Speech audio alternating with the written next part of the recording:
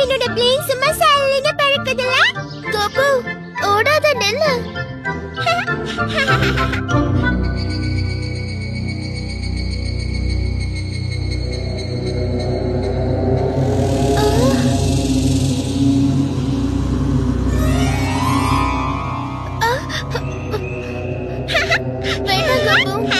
எனக்கு இந்த இடம் நல்லதா படல.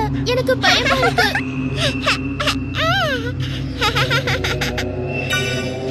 அக்கா, இங்க வந்து பாரு, ஏதோ ஒண்ணு பளபளக்குது.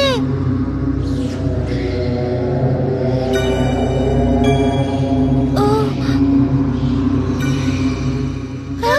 ஏதோ